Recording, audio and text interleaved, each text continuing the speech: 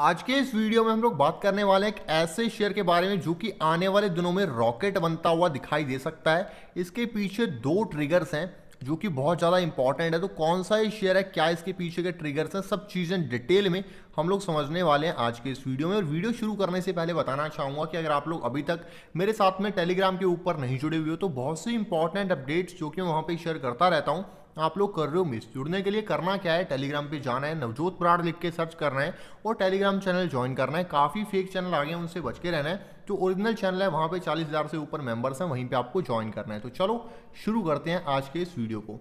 तो सबसे पहले हम लोग क्या करते हैं कि शेयर का नाम जान लेते हैं, जो कि मैं वीडियो की शुरुआत में बता देता हूँ।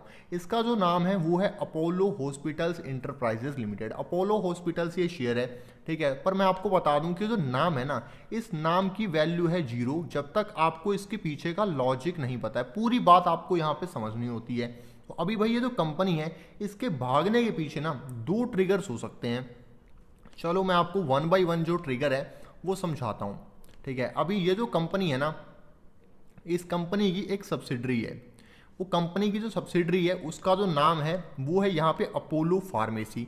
अभी जो अपोलो फार्मेसी कंपनी है वो इसकी क्या है कि सब्सिडरी है, यानी कि उसके सारे शेयर्स जो हैं वो हैं इस कंपनी के पास में। अपोलो फार्मेसी ये इनकी एक कंपनी है, ठीक है। अब ये जो अपोलो फार्मेसी है ना, इसको ये लोग क्या कर रहे हैं कि सेल कर रहे हैं। इस कंपनी को पूरी को ये लोग सेल कर रहे हैं। किसको सेल कर रहे हैं?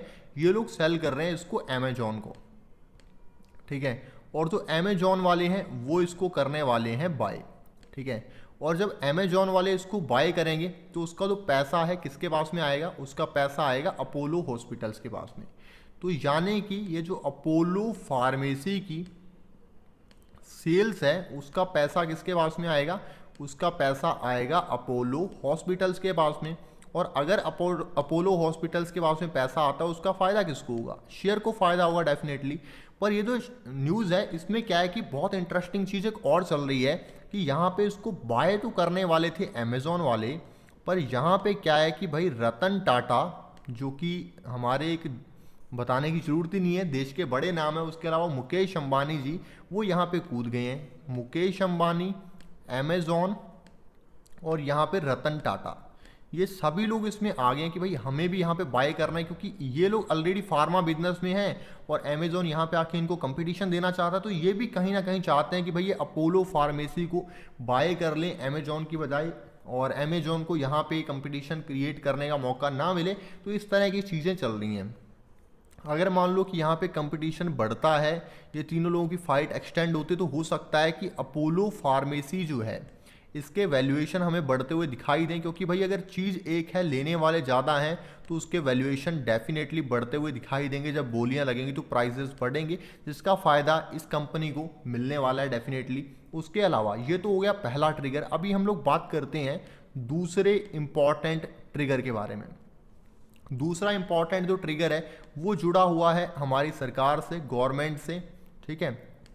अभी ट्रिगर पता है क्या है? ट्रिगर ये है कि हमारी जो सरकार है ना, ये बढ़ावा देना चाहती है मेडिकल टूरिज्म को। किसको? मेडिकल टूरिज्म को। तो अभी भाई ये मेडिकल टूरिज्म क्या होता है? आप लोग कहोगे भाई हमने टूरिज्म तो सुना है, बट ये मेडिकल टूरिज्म क्या होता है? तो देखो ऐसा है कि बहुत सी ऐसी कंट्रीज हैं जहाँ पे जो मेडिकल ट्रीटमेंट है उसकी जो कॉस्ट है वो काफ़ी ज़्यादा होती है। तो वहाँ के जो लोग हैं ना वो क्या करते हैं कि जो सस्ती कंट्रीज़ होती हैं वहाँ पे जाके वो लोग इलाज करवाते हैं, जहाँ पे इलाज उनके बजाय सस्ता होता है, ठीक है। फॉर एग्जांपल आपको यहाँ पे इलाज करवाना है, यूएस में इलाज कराना है, वहाँ पे डेफिनेटली महंगा होगा। वही इलाज होगा, मान लो वहाँ पे बीमार हो गए, मान लो आपके पैर पे चोट लग गई, वहाँ पे पट्टी करवाओगे, यहाँ पे पट्टी करवाओगे, दोनों में फ़र्क है। चीज़ वही है, वहाँ पे कोई पट्टी में ऐसा नहीं है कि कुछ वो जादू मंत्र मार के जादू की छड़ी लगा देगा, ठीक है डॉक्टर, वो सेम वही चीज़ रहेगी, पर फ़र्क क्या होगा? कॉस्ट का। तो मेडिकल टूरिज्म का मतलब ये है कि जो महंगी कंट्रीज़ हैं वहाँ से इंडिया लोग आएँ अपना इलाज करवाने के लिए, ठीक है। तो आप लोग सोच रहे होगे भाई इंडिया इलाज क्यों करवाने आएंगे? क्योंकि वहाँ पे उनकी जो इंश्योरेंस कंपनीज वगैरह हैं वो तो उसका क्लेम देंगी नहीं, या ऐसा कुछ रहेगा। तो अभी हमारी जो सरकार है, जो गवर्नमेंट है, वो पता क्या करने वाली है? गवर्नमेंट क्या करेगी कि वो टाई अप करेगी डायरेक्टली इंश्योरेंस कंपनीज के साथ में। जो लोग वहाँ पे इंश्योरेंस करते हैं ना, उनके साथ में टाई अप करेगी कि भाई हमारे जो यहाँ के हॉस्पिटल्स हैं ना, आप लोग इनके साथ में टाई अप करो। तो ये जो इंश्योरेंस कंपनीज हैं ये क्या करेंगी, बेसिकली ये टाई अप करेंगी हॉस्पिटल्स के साथ में, ठीक है। तो यानी कि इंश्योरेंस कंपनीज को अगर देखा जाए तो फायदा सॉरी मेरा थोड़ा गला खराब है। तो इंश्योरेंस कंपनीज को क्या है कि फ़ायदा ही है।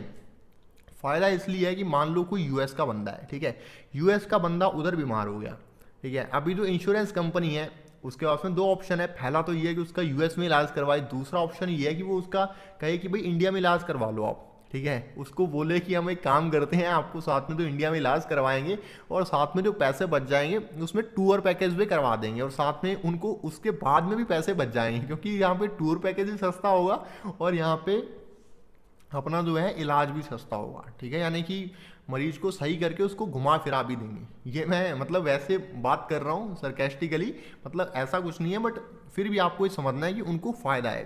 क्योंकि वहाँ पे मान लो कोई इलाज है, वहाँ पे मान लो खर्चा आता है 10,000, 10,000 नहीं, हम लोग बड़ा इलाज पकड़ते हैं। मान लो कि वहाँ पे खर्चा आता है किसी इलाज का फॉर एग्जांपल $50,000 का, ठीक है, $50,000 का खर्चा आता है और वहीं पे इंडिया में वो जो इलाज है मान लो होता है $20,000 में, ठीक है। तो वो लोग इंडिया से करवाना पसंद करेंगे डेफिनेटली। उसमें क्या है कि कंपनी की जो कॉस्ट है वो बच जाएगी। और मान लो कि भाई मोदी जी कहते हैं या हमारी सरकार कहती है कि भाई 20,000 की जगह आपको 30,000 देने पड़ेंगे, कहेंगे कोई बात नहीं, 20,000 तो हमारी फिर भी बच रहे हैं ना, तो कोई दिक्कत नहीं है। तो उसमें क्या है कि अल्टीमेटली हॉस्पिटल की भी कमाई है, क्योंकि बाहर का क्लाइंट आएगा, पैसे ज़्यादा दे के जाएगा, मरीज़ बाहर से आएगा, तो उनको अल्टीमेटली फ़ायदा होने वाला है। तो इसका तो फ़ायदा है हॉस्पिटल्स को मिलने वाला है। अगर मेडिकल टूरिज़्म बढ़ता है तो ओवरऑल हॉस्पिटल इंडस्ट्री को बहुत ज़्यादा फ़ायदा इससे होने वाला। अगर सरकार इसकी तरफ कदम उठाती है तो जितने भी हॉस्पिटल वाले स्टॉक्स हैं इनको डेफिनेटली फ़ायदा होने वाला है, क्योंकि इनके रेवेन्यूज़ जो हैं ऑटोमेटिकली बढ़ जाएंगे। एक ऐसी नई जो लोग हैं जो पहले यहाँ पे नहीं आ रहे थे, वो लोग अगर आना स्टार्ट करते हैं, उनकी संख्या बढ़ती है और इलाज भी महंगे होंगे। अगर मान लो कि कोई छोटा मोटा बीमार हो गया तो उसको थोड़ी ना इंडिया भेज देंगे, टिकट का खर्चा भी तो उनको भरना पड़ेगा ना। तो ये चीज़ें होती हैं, यानी कि यहाँ पे जो भी इलाज होगा वो इलाज की जो कॉस्ट है वो कॉस्ट ज़्यादा होगी। महंगे इलाज अगर यहाँ पे होंगे और वो यहाँ पे हॉस्पिटल्स करेंगे और पैसा उनको मेडिकल जो अपनी इंश्योरेंस कंपनीज हैं वो देंगी, उसका डेफिनेटली फ़ायदा इस कंपनी को मिलता हुआ दिख सकता है आने वाले दिनों में। अभी अगर मार्केट में गिरावट आती है, हो सकता है मार्केट की गिरावट के साथ में स्टॉक गिरे, बट उस टाइम पे हमें ध्यान रखना है कि आगे चल के कंपनी को इसका फ़ायदा मिल सकता है। तो हो सकता है कि बढ़िया रिकवरी भी यहाँ पे फॉल के बाद में आती हुई दिखाई दे। तो ये जो स्टॉक है इसको रेडार के ऊपर रखा जा सकता है और बाकी कोई बाइंग की टिप या रिकमेंडेशन नहीं है, जस्ट अपना पर्सनल व्यू एजुकेशनल पर्पज़ के लिए मैं यहाँ पे शेयर कर रहा हूँ।